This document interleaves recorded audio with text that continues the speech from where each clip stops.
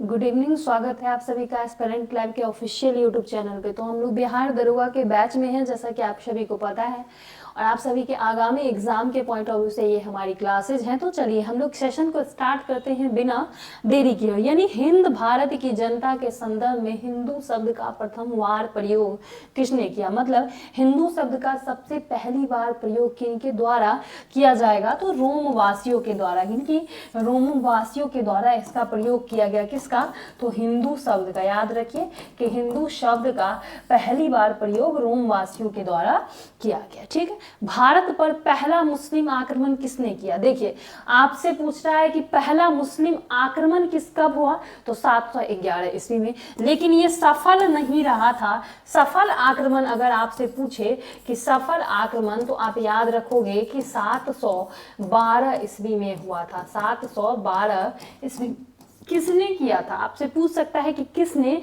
किया था, तो मोहम्मद बिन कासिम ने किया। सिंध के राजा दाहिर पर उनको पराजित कर दिया था उन्होंने। ठीक है, तो याद रखिएगा कि किन्होंने किया, तो मोहम्मद बिन कासिम, मोहम्मद बिन कासिम ने किया। मोहम्मद बिन कासिम ने किया। और इसने किसको पराजित किया, किसको पराजित किया, किसको पराजित किया, तो सिंध के राजा दाहिर को। याद रखेंगे कि सिंध का राजा था, सिंध का राजा दाहिर, सिंध का राजा दाहिर। और इसने दाहिर को क्या कर दिया, तो दाहिर को इसने पराजित कर दिया। क्या कर दिया, तो पराजित कर दिया। तो इस पॉइंट को याद रखें। अच्छा, एडीओ के जो भी बच्चे हैं, याद रखेंगे कि एडीओ के एग्जामिनेशन में भी जीके जीएस का अच्छा खासा वेटेज है, तो ध्यान से क्लास को देखेंगे। ठीक है।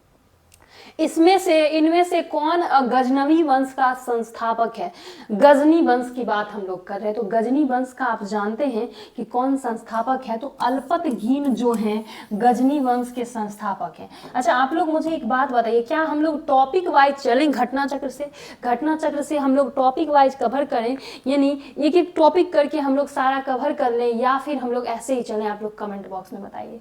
पुराणों का अध्ययन करने वाला प्रथम मुस्लिम कौन था, यानी जिसने पुराण के बारे में अध्ययन किया वो प्रथम मुस्लिम कौन था, फटाफट से बताइएगा। तो आप याद रखिए, उसने पुराण के साथ और भी बहुत सारे प्राचीन ग्रंथों का अध्ययन किया, वो अल-बरूनी था। कौन था? अल-बरूनी था। ठीक है, चलिए। निम्नलिखित में से मध्य एशिया के किस शासक ने 1192 में उत्तर भारत को जीता था? यानी उत्तर भारत की बात कर रहा है, नॉर्थ भारत को किसने जीता 1192 में? तो आप जानते हैं कि गया गोरी के द्वारा जीता गया। 1192 में कौन सा युद्ध हुआ था, तो तराइन का दूसरा युद्ध। याद रखिए कि तराइन का द्वितीय युद्ध, तराइन का द्वितीय युद्ध याद रखिएगा। अच्छा, आपसे पूछ लेगा प्रथम युद्ध, तो आप याद रखिए कि 1191 में इसमें जो है पृथ्वीराज चौहान की विजय हुई। पृथ्वीराज चौहान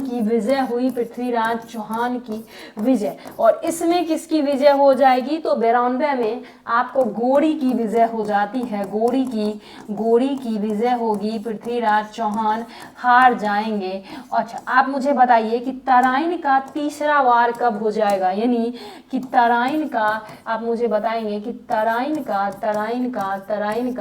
तराइन का तीसरा युद्ध कब हुआ, तीसरा युद्ध कब हुआ। चलिए कमेंट बॉक्स में फटाफट से कमेंट करेंगे कि तीसरा युद्ध कब हुआ। 1194 में चंदावड़ का युद्ध किसके किसके बीच हुआ था, बताएंगे। नालंदा बिहार का विध्वंस किसने किया? हम सभी बखूबी जानते हैं कि नालंदा बिहार का विध्वंस कौन करेंगे, तो ये आपको क्या बख्तियार खिलजी हैं, क्या अलाउद्दीन खिलजी है? तो सभी जानते हैं कि बख्तियार खिलजी हैं। इन्होंने 1199 में नालंदा बिहार का विध्वंस किया। किसका? तो नालंदा बिहार का विध्वंस किया इन्होंने। और जो है, और किसका विध्वंस किया था, कमेंट बॉक्स में बताइएगा फटाफट से। दिल्ली सल्तनत का कौन सा सुल्तान लाख बख्श के नाम से जाना जाता है? तो आप जानेंगे कि ऐबक जो हैं गोरी के गुलाम थे। ये जो गोरी के बारे में आप जानते हो, ये गोरी के गुलाम थे ऐबक। गोरी के गुलाम थे ऐबक। ये इनका टाइम पीरियड चला। दिल्ली सल्तनत की ये बात है, यानी कि दिल्ली सल्तनत की बात है। दिल्ली सल्तनत की, दिल्ली सल्तनत की बात है। और ये कब से कब तक चला, जल्दी से बताइए। तो 1206 से लेकर 1290 का वो टाइम पीरियड था, जिस वक्त आपको जो है इसमें आपको कुतुबुद्दीन ऐबक का वंश चला। और इसी वंश में आपको जो है 1206 से लेकर 1210 में, 1206 से लेकर 1210 तक में कुतुबुद्दीन ऐबक थे। 1210 तक में कुतुबुद्दीन ऐबक थे, कुतुबुद्दीन ऐबक थे। और इन्हीं ऐबक का 1210 में क्या खेलते वक्त, याद रखिए, पोलो खेलते वक्त इनकी मृत्यु हो जाती है दुर्घटना से। इनको लाख बख्श कहा गया, इनको पीर बख्श कहा गया। इनके द्वारा आप याद रखोगे ये मस्जिद भी बनाया गया। क्या बनाया गया? मस्जिद। कौन कौन सा मस्जिद का निर्माण करवाया गया है ऐबक के द्वारा? तो कुतुब मीनार, कुतुब उल इस्लाम मस्जिद। याद रखें कि कुतुब मीनार, कुतुब उल इस्लाम मस्जिद। तो इसका करेक्ट आंसर है ऐबक। निम्नलिखित में से किसने प्रसिद्ध कुतुब मीनार के निर्माण में योगदान नहीं किया? हम जानते हैं कि इसके योगदान में बनवाना किन्होंने शुरू किया?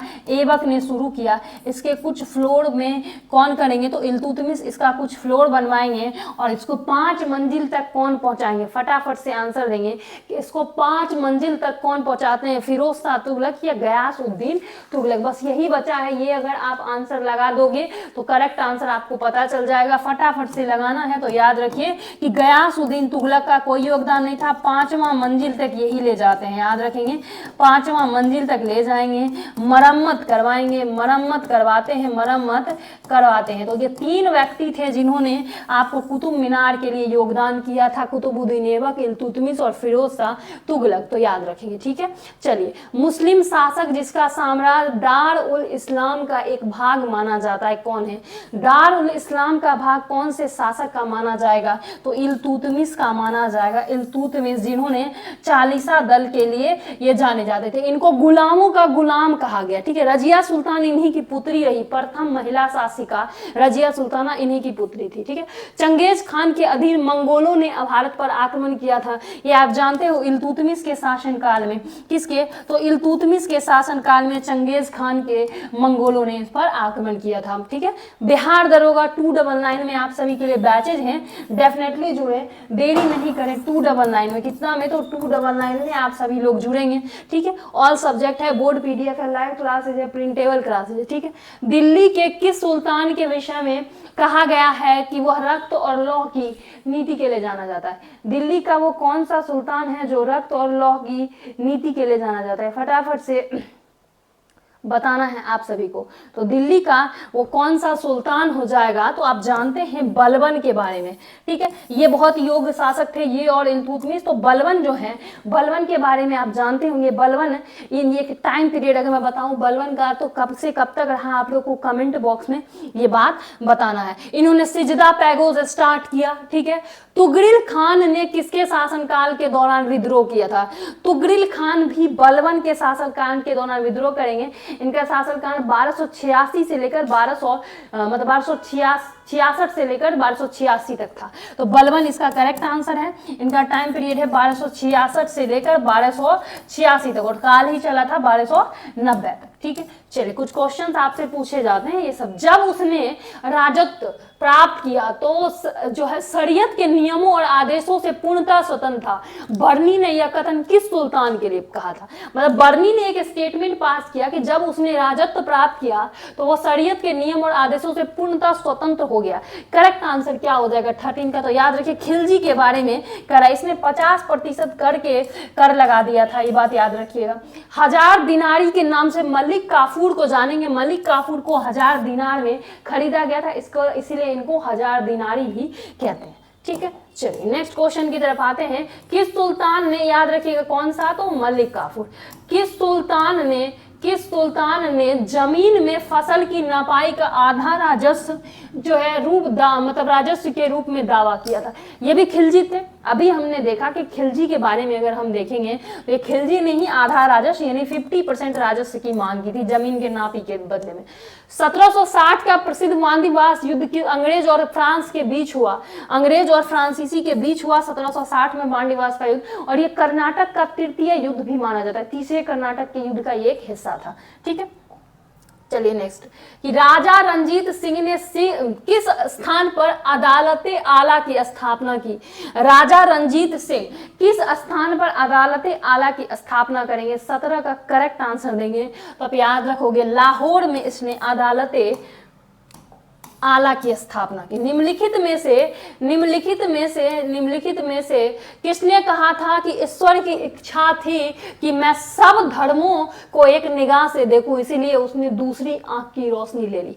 कौन से ऐसे राजा हुए जिनकी दूसरी आंख की रोशनी ले ली गई, तो महाराणा रंजीत सिंह जो थे, इनकी दूसरी आंख की रोशनी ही ले ली गई, चली गई भगवान के द्वारा, और उन्होंने कहा कि जो ईश्वर की ऐसी इच्छा थी कि मैं सभी धर्म को, सभी लोगों को इक्वल मानूं और एक ही आंख से देखूं, और इसीलिए इक्वल मानने के चक्कर में मेरी दूसरी आंख की रोशनी, तो अब मैं जिसको भी देखूंगा सबको इक्वली देखूंगा। ठीक है, निम्नलिखित में से कौन 1755 में डिंडीगुल मैसूर एक आधुनिक शस्त्रागार की स्थापना की, तो हम सभी जानते हैं हैदर अली करेंगे। ठीक है, 1755 में।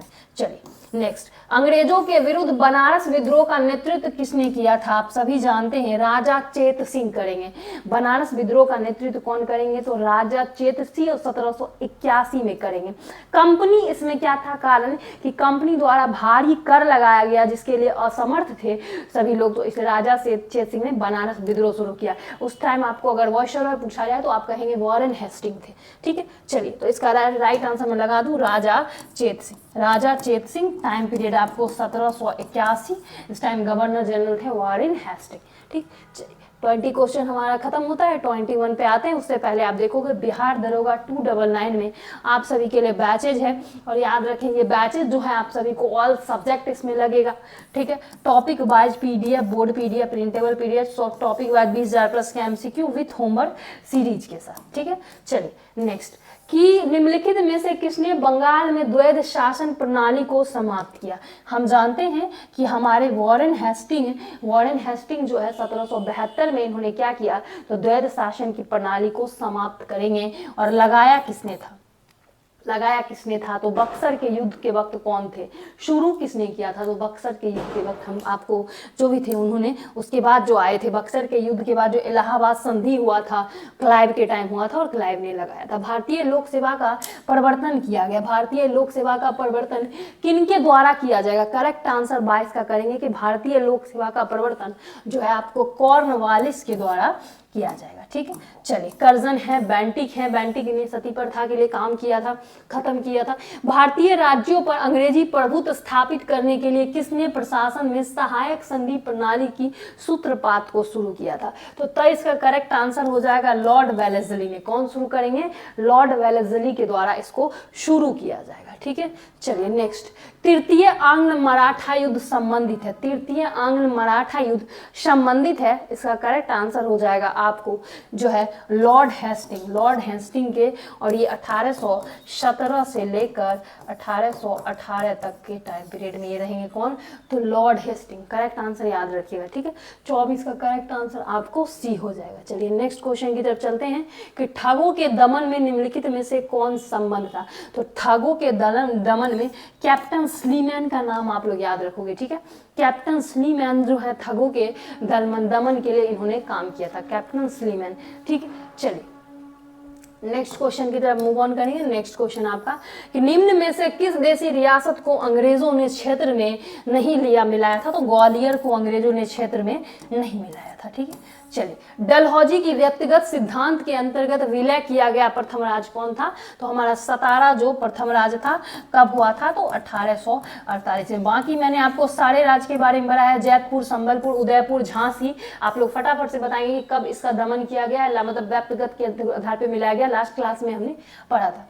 अपने पुत्र के स्थान पर दूसरे उत्तराधिकारी को गोद लेने के लिए अधिकार को पुनः स्थापित किसने किया, मतलब अपने पुत्र के स्थान पर दूसरा उत्तराधिकारी को, तो ये 1858 की जो है सामग्री की घोषणा जो क्वीन ने किया था, आप जानते हैं। उससे 1857 में यही नहीं हुआ था कि अपने पुत्र के स्थान पर गोद लेने की प्रथा को बंद कर दिया था, जिससे झांसी की रानी इसमें विद्रोह की भावना को लेके आई, और इसलिए झांसी में बहुत बड़ा विद्रोह छिड़ा, और इस लेवल तक छिड़ गया कि झांसी की रानी जो बहुत ज्यादा ही इस युद्ध में अपना भाग दिखाए। कुंवर सिंह हो गए, झांसी की रानी हो गई, इन लोगों का बहुत अच्छा ही योगदान रहा। ठीक, निम्नलिखित में से किसने राजपूताना की देशी रियासतों के 1817 से 1818 अधीनस्थ संधि की बातचीत की। अभी हमने देखा है 1817 से 18 के बीच किन के अधीनस्थ की बात करेंगे, तो आपका चार्ल्स मेटकॉफ, किसके, चार्ल्स मेटकॉफ के बारे में, ठीक है। किस वायसराय की हत्या अंडमान निकोबार द्वीप में की गई जब वे भ्रमण कर रहे थे, दंडित अपराधी द्वारा की गई थी, लॉर्ड मेयो थे। मेयो की हत्या की गई थी कहाँ पर, 1872 में की गई। इनका टाइम पीरियड था 1869 से 72। टाइम पीरियड आप याद रखो 1869 से 1872। इनकी हत्या की जाएगी, इनकी हत्या 1872 में, ये भ्रमण कर रहे थे, इस टाइम इनकी हत्या कर दी गई, ठीक। चलिए नेक्स्ट क्वेश्चन आने से पहले जी देख लीजिए, कार्यालय परिचारी बीएसएससी के लिए 299 में आप सभी के लिए बैचेज हैं। इसमें ऑल सब्जेक्ट हैं, topic wise, board PDF, printable, library 20,000 plus MCQ with homework series है, तो आप लोग इस बात को ध्यान में रखेंगे। बिहार दरोगा भी आप सभी के लिए है 299 में, सेम प्रोसेस के साथ है, तो डेफिनेटली जुड़े, देरी नहीं करेंगे। ऑल सब्जेक्ट है, topic wise, board PDF, printable, library calculator 20,000 plus MCQ with homework series के साथ, ठीक है। चलिए नेक्स्ट है 99 में आप सभी के लिए बीएसएससी एग्जाम है, सेम आपका जो है बिहार दरोगा के लिए है 99 में, बीएसएससी के लिए है 99 में, और जीके जीएस नोट्स है 99 में, तो डेफिनेटली आप सभी लोग जुड़ेंगे 20,000 प्लस क्वेश्चन के साथ। वर्तमान प्रमाण के अनुसार पृथ्वी पर जीव का उद्भव हुआ कब हुआ, पृथ्वी पर जीव का उद्भव कब हुआ, आप लोग फटाफट बताएंगे कितने वर्ष पूर्व हुआ, जल्दी बताइए कितने वर्ष पूर्व जो है पृथ्वी पर जीवों का उद्भव हो जाएगा, फल जल्दी से बताइए। 2 अरब वर्ष, याद रखिए कि 2 अरब वर्ष पूर्व जो है पृथ्वी पर जो है जीवों का उद्भव हुआ, उत्पत्ति हुई 2 अरब वर्ष पूर्व, तो इस बात को ध्यान में रखिएगा। वर्तमान प्रमाण के अनुसार पृथ्वी पर कोशिकीय रूप में जीव का उद्भव लगभग 2 अरब वर्ष पूर्व हुआ। प्रारंभ में जीव साधारण एवं एक कोशिकीय थे, फिर बाद में बहुकोशिकीय जीव, मल्टी और मतलब ऑर्गेनिज्म जीव का विकास हुआ, जो यूकेरेटिक कोशिका वाले होते हैं। ज्ञातव्य कि वे जीवाणु तथा नील हरे शैवाल किस्म के प्रोकैरियोटिक कोशिका वाले होते। तो आपको याद है 2 तरीके से जीव को बांटा गया, यूकैरियोटिक, प्रोकैरियोटिक। विकासवाद का सिद्धांत किसने दिया, विकासवाद का सिद्धांत डार्विन के द्वारा दिया गया, आप सभी जानते हैं डार्विन के द्वारा विकासवाद का सिद्धांत दिया गया, तो ये पॉइंट को याद रखिएगा, इस पॉइंट को आप लोग याद रखेंगे, ठीक है। चलिए, तो चार्ल्स डार्विन का मत था कि प्रकृति क्रमिक परिवर्तन द्वारा अपना विकास करती है, मतलब प्रकृति जो है क्रमिक, आपसे पूछ रहा है, क्रमिक परिवर्तन द्वारा अपना विकास करती है, और विकासवाद कहलाने वाला यही सिद्धांत आधुनिक जीव का नींव रखती है, ठीक है। तो चलिए नेक्स्ट, शब्द डेनिसोवन का कभी कभी समाचार माध्यमों में किस संदर्भ में कहा जाता है। चलिए इसका करेक्ट आंसर देना है 33 का, तो आप सभी याद रखेंगे कि यह जो है एक आदि मानव की प्रजाति है, किसका, तो डेनिसोवन जो है एक आदि मानव की प्रजाति है, तो इस बात को आप लोग ध्यान रखेंगे, बस इतना ही, ठीक है। चलिए तो आगे बढ़ते हैं हम लोग। जीव विज्ञानियों ने पादप जगत और प्राणी जगत की जातियों को बहुत बड़ी संख्या में ज्ञात किया और ढूंढ निकाला और पहचान किया कि संख्या की दृष्टि से अब तक ढूंढे हुए और पहचाने हुए जीवों में सबसे अधिक संख्या किसकी है। तो संख्या की दृष्टि से ढूंढे हुए और पहचाने हुए जीवों में सबसे अधिक संख्या किसकी है, तो कीटों की सबसे अधिक संख्या है, इसको आप लोग याद रखेंगे, ठीक है। चलिए, सबसे बड़ा स्तनपायी कौन सा है, सबसे बड़ा स्तनपायी हम जानते हैं व्हेल मछली है, सबसे बड़ा स्तनपायी कौन हो जाएगा आपका, व्हेल मछली हो जाएगी, ठीक है। चलिए नेक्स्ट क्वेश्चन की तरफ चलेंगे, आपको याद रखना है नेक्स्ट क्वेश्चन कि ब्लू व्हेल पृथ्वी पर पाया जाने वाला सबसे बड़ा स्तनपायी जीव है, इसकी लंबाई 33 मीटर से लेकर वजन 180 मीट्रिक टन तक होती है, ठीक है। निम्नलिखित में से कौन अंडे देता है और सीधे बच्चे नहीं देता, तो अंडे देने वाला कौन है जो सीधा बच्चा नहीं देता, करेक्ट आंसर बताना है, तो याद रखिएगा एकीना जो है सीधे अंडे देती है और बच्चे नहीं देती, ठीक है। एकीना जो है सीधे अंडे देगी, बच्चे नहीं देगी। आपसे नृशंस प्राणी कौन होता है, तो नृशंस प्राणी आपको बताना है कि कौन हो जाएगा, तो आपको याद रखना है व्हेल हो जाएंगे, कौन हो जाएंगे, व्हेल हो जाएंगे, ठीक है, इस बात को ध्यान में रखिएगा। नेक्स्ट आते हैं कि निम्नलिखित में से किस जंतु में खुर नहीं पाए जाते। आप जानते हो कि गीदड़ में खुर नहीं पाया जाता, गीदड़ में आपको क्या नहीं पाया जाएगा, तो खुर नहीं पाया जाएगा, इसमें पंजा पाया जाएगा, याद रखिए। यहाँ देख लीजिए कि गीदड़ को छोड़कर शेष में खुर वाले पशु हैं। गीदड़ कुत्ते परिवार जो है आपको एक प्रजाति है, और इसमें क्या सामान्य गीदड़ों को नाम कैनिस ऑरियंस है, और गीदड़ों में पैर में नाखून युक्त गद्दीदार होती है, तो उसको खुर नहीं बोलते, खुर में गद्दा नहीं होता, गुदगुद नहीं होता। निम्नलिखित में से कौन एक जीव है अन्य तीनों जीव वर्ग में नहीं आता? ऐसा कौन सा जीव है जो अन्य 3 जीव वर्गों में नहीं आएगा? तो इसका करेक्ट आंसर है केकड़ा। केकड़ा जो है अन्य 3 जीव वर्गों में नहीं आएगा। केकड़े का वर्ग जो है आपसे पूछा जाएगा, मेलेकोस्ट्रा वर्ग होता है, तो आपसे बकरी है, बरूथी है, बरूथी का पूछा जाएगा, बिच्छू का पूछा जाएगा, ठीक है। एरिकेंडा, एरिकेंडा बरूथी और बिच्छू का है, मकड़ी का जो है एरिकेंडा है। तो इस तरह से आप लोग याद रखिएगा, ठीक है। 3 का एक ही है और ये जो है केकड़ा ये मेलेकोस्ट्रा का है। तो यह स्पष्ट है कि केवल अन्य तीनों जीव का वर्ग नहीं है। कि मकड़ी द्वारा उत्पादित रेशम क्या कहलाता है? मकड़ी द्वारा उत्पादित रेशम आपको क्या कहलाएगा? तो ये आपको जो है गौशाम्र, ठीक है, गौशामर रेशम कहलाएगा, ठीक है। चलिए कि सर्पों की वृष ग्रंथियां किसकी समान होती हैं? सर्पों की वृष ग्रंथियां किसकी समान हो जाएगी? तो कशेरुकी प्राणी की। किसकी? तो इसका करेक्ट आंसर हो जाएगा कशेरुकी प्राणी की ये जो है वृष ग्रंथियां समान हो जाएगी। बिहार दरोगा 299 में आप सभी के लिए बैचेज है, तो डेफिनेटली जुड़ेंगे, देरी बिल्कुल ही नहीं करेंगे, बिल्कुल देरी आप लोगों को नहीं करना है, जुड़ना है। ऑल सब्जेक्ट है, टॉपिक वाइज है, बोर्ड पीडीएफ है, प्रिंटेबल पीडीएफ है, लाइव रिकॉर्डेड क्लास है, तो डेफिनेटली जुड़ेंगे, ठीक है। सर्पों के वृष ग्रंथियां कशेरुकी प्राणी की लाड़ ग्रंथि सलेवरी ग्रैंड के समान होती हैं और सांप का विष वास्तव में असली उसकी लाड़ ही परिकृषित होती है, ठीक है। जो आपसे पूछ रहा है घटपर्णी के निम्नलिखित भागों में से कौन सा एक घट में रूपांतरित होता है? चलिए इसका करेक्ट आंसर देंगे, घटपर्णी का कौन सा भाग है जो एक में से आपको रूपांतरित होगा? फटाफट से बताइए, ठीक है। क्वेश्चन नंबर 42 का करेक्ट आंसर आप सभी को बताना है कि 42 का करेक्ट आंसर क्या हो जाएगा? तो पत्ता हो जाएगा, लीफ हो जाएगा, ठीक है। चलिए नेक्स्ट आते हैं, नेक्स्ट कि घटपर्णी मांसाहारी कीटवक्षी पौधे होते हैं जो अल्प खनिज का अम्लीय मृदा में उगते हैं तथा यह जहां पर नाइट्रोजन की कमी होती है, नाइट्रोजन की कमी को पूरा करने के लिए ये अपना आहार बनाते हैं। तो घटपर्णी नाइट्रोजन की कमी के लिए ये पौधे उगते हैं। इन पौधों की पत्तियों के पर्ण यानी फलक कलश की सुराही की भांति विकसित होते हैं जिसमें पाचक एंजाइम पाए जाते हैं। जैसे ही कीट पत्तियों के अंदर प्रविष्ट होता है वैसे ही कलश के ढक्कन द्वारा ढक दिया जाता है और पाचक एंजाइम द्वारा नाइट्रोजन का पाचन घटपर्णी द्वारा किया जाता है। तो बेसिकली जहां पर नाइट्रोजन आप कम देखोगे वहां पर ये उपजेगा, तो ये सब ध्यान रखिएगा। नेपेथीस खास आपसे पूछा है खासियाना एक घटपर्णी नामक दुर्लभ एवं आपातीय पौधा पाया जाता है कहाँ? अब आपने देखा कि आपसे पूछ रहा है नाइट्रोजन जहां पर होगा यहीं पर घटपर्णी पाया जाएगा, तो कहां पर होगा? बेसिकली ये मेघालय वाले रेंज में याद रखेंगे, ठीक है, मेघालय, ठीक है। आपसे पूछ रहा है नेपेथीस खास जो है खासियाना भारत के मेघालय राज्य में गारो, खांसी और जयंती पहाड़ी में पाई जाती है, ठीक है।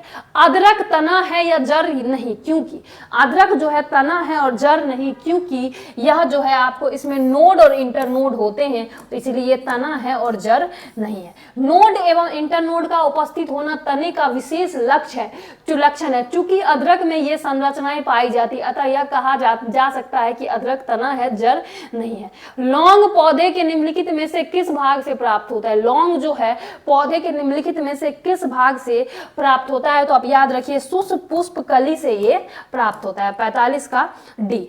कॉर्क निम्नलिखित में से किस पेड़ से प्राप्त होता है? 46 का करेक्ट आंसर लगाना है कि कॉर्क निम्नलिखित में से किस पेड़ से प्राप्त होगा? तो ये आपको जो है करवे कर से प्राप्त हो जाएगा, ठीक है, करवे कर से कॉर्क आपको प्राप्त हो जाएगा। कॉर्क जो है ओक नामक वृक्ष की छाल से प्राप्त होता है जिसका वानस्पतिक आपसे पूछ रहा है कि जिसका वानस्पतिक नाम वर्के सुवर है और इस पौधे उत्पत्ति स्थल भूमध्य सागरीय होती है। कॉर्क और नियमित आकार का पतली भित्ति वाला एक मोम युक्त कोशिका होता है, ठीक है। चलिए कुनैन सिनकोना पादप के किस भाग की प्रकृति रूप से पाई जाती है? कुनैन सिनकोना भारत के किस भाग की प्रकृति रूप से पाई जाएगी? तो आप याद रखिए कि छाल की प्रकृति रूप से ये पाई जाएगी, ठीक है। चलिए अच्छा, मैंने इसका आंसर लगाया था कि 46 का कॉर्क कहाँ पाए जाते? अच्छा, कवेकक्ष, ठीक है, याद रखें। मैंने आंसर आप लोगों के साइड नहीं लगाया था। मलेरिया निदान हेतु आपसे पूछ रहे आर्टीथर नाम की औषधि होती है। मलेरिया निदान हेतु आर्टीथर नाम की औषधि होती है जो बीजीय पादप से होती है, जैसे मलेरिया निदान हेतु आपसे आर्टीथर नामक औषधि बीजीय पादप से तैयार की जाती है। एट्रेविन क्लोरोविन इत्यादि औषधि भी मलेरिया निदान हेतु प्रयुक्त की जाती है। धातु की मलेरिया आपसे पूछ रहा है प्लाज्मेडिया नामक प्रोटोजोआ द्वारा प्राप्त होता है, इसका वाहक जो है मादा, आपसे पूछ रहा है एनोफिलीज मच्छर होता है। ठीक, सूक्ष्म जीवाणु को देखा जा सकता है कहाँ, सूक्ष्म जीवाणु को आप कैसे देख सकते हो, कहाँ देखा जाएगा, तो ये बेसिकली जो है आपसे कंपाउंड खुर्दबीन द्वारा, कंपाउंड जो है दूरबीन द्वारा, ठीक है, दूरबीन द्वारा, खुर्दबीन लिख रखा है इन्होंने, कंपाउंड दूरबीन द्वारा। जीवाणु बैक्टीरिया अति सूक्ष्म एवं साधारण जीव है, इसकी लंबाई 2 से 4 माइक्रोग्राम के आसपास होते हैं, माइक्रोक्रोन के आसपास होते हैं। कुछ जीवाणु 60 तक की लंबाई के होते हैं। कुछ सूक्ष्म जीवाणु कंपाउंड खुर्द आपसे दूरबीन के बारे में पूछ रहा है, क्योंकि यह किसी वस्तु को 1500 से 2000 गुना तक बड़ा करके दिखाता है, ठीक है, और कुछ में 4000 गुना, याद रखिएगा। एपीफाइट्स के वे पौधे हैं जो अन्य पौधे पर निर्भर करते हैं, एपीफाइट्स वो पौधे हैं जो अन्य पौधे पर निर्भर करते हैं। इसका करेक्ट आंसर दीजिएगा, तो 50 का करेक्ट आंसर क्या हो जाएगा, यांत्रिक अवलंबन पे, ठीक है, यांत्रिक अवलंबन के लिए इसका करेक्ट आंसर हो जाएगा। ठीक है, चलिए, तो आपसे पूछ रहे अधिपादप वे पौधे होते हैं जो दूसरे जीवित पौधे पर उगे या लगे होते हैं, ठीक है, जो ये अपना भोजन स्वयं बनाता है, क्योंकि इसमें पर्णहरित पाया जाता है। ये सिर्फ पोषक पौधे पर यांत्रिक अवलंबन के लिए निर्भर होते हैं। इन्हें जो है वायवीलीय पादप भी कहा जाता है, क्योंकि इनकी जड़ें मृदा से नहीं लगी रहती और इसके अंतर्गत आपको आर्किड्स के पाए जाते हैं और इसीलिए इसको ऐसा कहा जाता है। बीएसएससी कार्यालय परिचार्य 299 में आप सभी के लिए है, तो आप सभी जुड़ेंगे, देरी नहीं करेंगे बिल्कुल भी। ऑफर फी है, ऑल सब्जेक्ट है, बोर्ड पीडीएफ है, प्रिंटेबल क्लास है, लाइव रिकॉर्डेड है, 20,000 plus question with homework series है, तो डेफिनेटली जुड़े। ठीक है, सेम देखेंगे बिहार दरोगा के लिए। देखिए 299 में आपको ये बैच हम लोग दे रहे हैं। आपको जैसा कि पता है कि जनवरी का डेट आ चुका है, इसके लिए जनवरी 21 जनवरी एक और डेट है, मुझे एग्जैक्टली याद नहीं है, 2 डेट को दरोगा का एग्जाम होने वाला है। उसके लिए ऑल सब्जेक्ट है, board PDF, live recorded class, printable, 20,000 plus question है विथ होमवर्क सीरीज है, तो डेफिनेटली जुड़े, देरी नहीं करें। तीसरा देखें, बीएसएससी एग्जाम में आप सभी को क्या क्या है, हिस्ट्री है, मेडाइवल है, मॉडर्न, मतलब हिस्ट्री के 3 पार्ट है, एंशिएंट, मेडाइवल, मॉडर्न, इकोनॉमिक्स है, ज्योग्राफी है, आपको साइंस के, फिजिक्स, केमिस्ट्री, बायो सबके 20,000 क्वेश्चन। पॉलिटी के भी सेम बिहार दरोगा में 20,000 क्वेश्चन मिलेंगे, हिस्ट्री के 3 पार्ट, इकोनॉमिक्स, ज्योग्राफी, साइंस के तीनों पार्ट और साथ में पॉलिटी के। सेम जीके जीएस में 20,000 प्लस क्वेश्चन मिलेंगे, इकोनॉमिक्स और ज्योग्राफी और साथ में आपको मतलब साइंस के तीनों पार्ट और हिस्ट्री के तीनों पार्ट। तो आप लोग जुड़ेंगे, देरी नहीं करेंगे, आपके एग्जाम पॉइंट ऑफ व्यू से बहुत ज्यादा इंपॉर्टेंट है। देखिए कोई भी बुक आप लेने जाओगे 200, 250, 300 पड़ेगा, आपको 99 में मिल रहा है। अगर जो बच्चे फोन पे नहीं पढ़ सकते वो निकलवाना चाहे तो इसका प्रिंट आउट आप सस्ते में निकलवा लें। क्वेश्चन आपको 20,000 मिलेगा, आप उसको बार बार बना सकते हैं, क्वेश्चन बैंक हो जाएगा आपके पास। ठीक है, हर एग्जाम के अकॉर्डिंग ये क्वेश्चन रहेगा, हार्ड क्वेश्चन, आसान क्वेश्चन सारे रहेंगे। तो जल्दी से जल्दी जुड़े, देरी नहीं करें, जल्दी से जल्दी परचेज करें, एग्जाम से पहले परचेज करें ताकि एग्जाम में आपको कुछ ना कुछ फायदा हो पाए। ठीक है, चलिए यहाँ तक समझ में आया, कोई दिक्कत है कमेंट में जरूर बताइएगा। धन्यवाद।